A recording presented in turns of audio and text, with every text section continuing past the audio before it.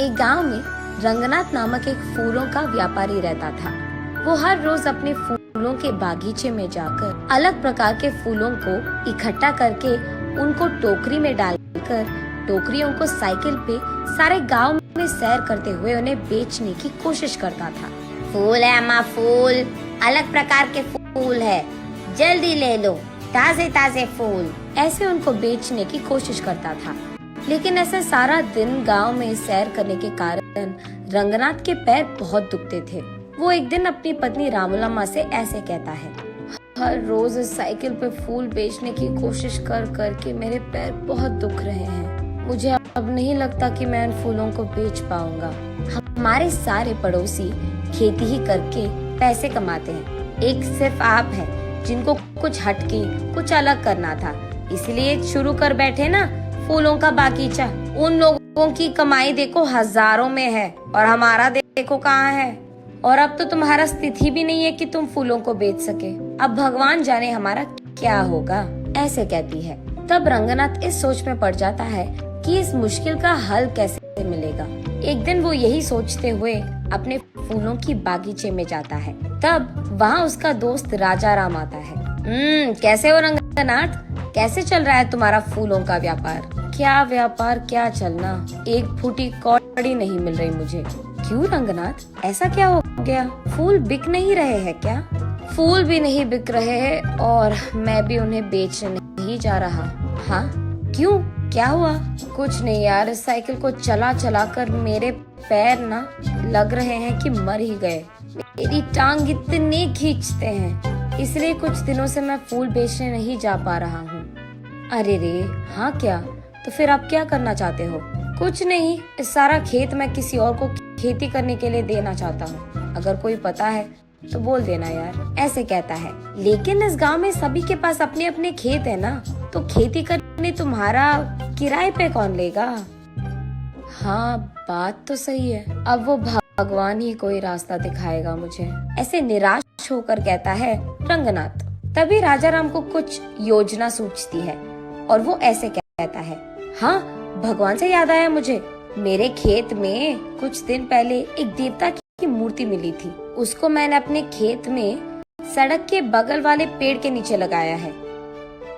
ओह, तो फिर अब हम क्या करें? क्या कह रहे हो तुम कि उस देवता की पूजा करूं ताकि मेरे मुश्किल सारे दूर हो जाए? नहीं यार रंगनाथ, मैं वो नहीं कह रहा। तुम्हारे व्यापार में अगर मुझे एक हिस्सा मिलेगा तो मैं तुम्हें एक उपाय दूंगा। अरे पहले उपाय तो बता दो यार। देख, अब तुम्हारे और मेरे खेत एक दूसरे के आमने सामने हैं और बीच में एक रोड भी है। अब उस रोड के बगल वाले पेड़ के नीचे ही तो मैंने उस देवता की मूर्ति को छिपाया है। अब कल सुबह मैं सबको ये बताऊंगा कि जब मैं खेती कर रहा था मुझे इस देवता की मूर्ति मिली है और उसे मैंने पेड़ के नीचे लगा दिया है। हाँ तो इसमें मेरा क्या लाभ होगा राजा राम? हाँ हाँ वही आ रहा, सुनो तो सही।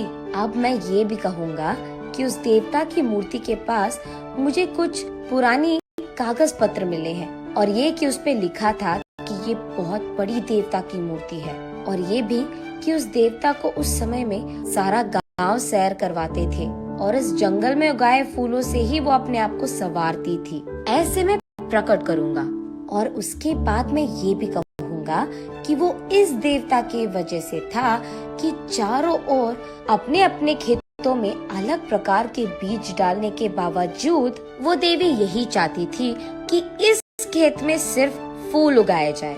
फिर सबको मैं यकीन दिलवा दूंगा कि तुम भी देवता की सेवा ही कर रहे हो और उनका काम मान रहे हो। तब सिर्फ तुम्हारे खेत में उगाए हुए फूलों से ही उस देवी की पूजा करना चाहेंगे सभी। तब तुम्हारे बागीचे में सारे फूल बिक जाएंगे और इतना भी नहीं, तुम अपने खेत में ही बैठकर पैसे कमा सकते हो। साइकिल चलाने की तो कोई काम नहीं होगी तुझे, ऐसे कहता है राजा राम। ये तो बहुत अच्छी उपाय है, तुझे भी पैसे मिलेंगे और मुझे भी। इसके वजह से तो हम दोनों को लाभ मिलेगा, ऐसे कहता है रंगनाथ। उनके फैसले के अनुसार ही अगले दिन राजा राम और रंगनाथ दोनों सारे गांव में यही प्रकट करते हैं। तब से गांव वाले सारे राजाराम के खेत में मौजूद देवता की पूजा रंगनाथ के फूलों से ही करते थे। उसके बाद कुछ ही दिनों में बहुत सारा लाभ मिलता है इन दोनों को।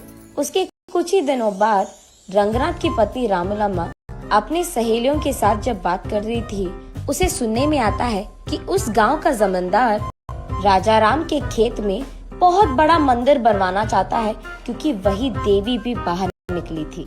उसे ये भी पता चलता है कि इसी कारण वो राजाराम और रंगनाथ दोनों के खेतों को स्वाधीन करना चाहता है। उसके तुरंत बाद रामलम्मा रंगनाथ और राजाराम को ये सब बताती है। अरे बाप रे, लग रहा है कि कुछ भी नहीं बचेगा अभी। अरे यार, तुम टेंशन मत लो, मैं हूँ ना। मुझे पहले से ही पता था कि ऐसा ही कुछ होगा, इसीलिए मैंने पहले ही इसका उपाय सोचकर रख लिया है।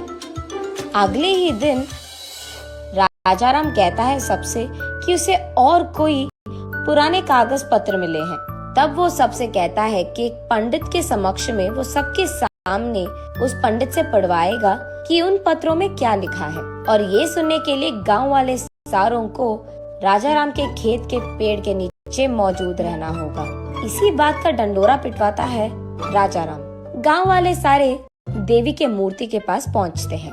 तब एक पंडित राजाराम के दिए हुए पुराने कागज पत्र को पढ़ता है। उसमें ये लिखा रहता है कि उस देवता को प्रकृति बहुत अच्छा लगता था। धूप, बारिश और सर्दी से उनको बहुत प्यार था, और इसी जंगल के उस खेत में उगाए हुए फूलों से उनको संवारना भी बहुत अच्छा लगता था। और इतना ही नहीं, जब परिवार के समस्याएं या नई शादीशुदा जोड़ियां उनसे उनकी आशीर्वाद लेते हैं और उस जंगल के फूलों से देवी को पूछते हैं, तब देवी का आशीर्वाद उन्हें मिलता है।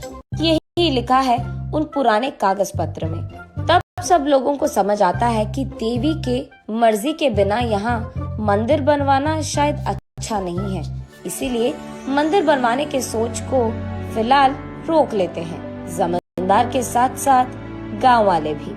ऐसे राजाराम के उपाय के कारण नई जोड़ियां और परिवार समस्याएं लेकर वहाँ बहुत लोग आते थे और उस देवी की मूर्ति को रंगनाथ के फूलों से पूजते थे। रंगनाथ वही एक फूलों का दुकान खोलता है। अलग प्रकार के फूल और अलग प्रकार के फूलों की मालाएं वहाँ मिलती थी, और उसके वचन के अनुसार ही जितने पैसे वो कमाता था उसमें से एक हिस्सा हमेशा राजाराम को देता था। ऐसे वो दोनों दोस्त एक अच्छे उपाय से उनके सारे मुश्किलें दूर कर देते हैं और खुशी से जीते हैं।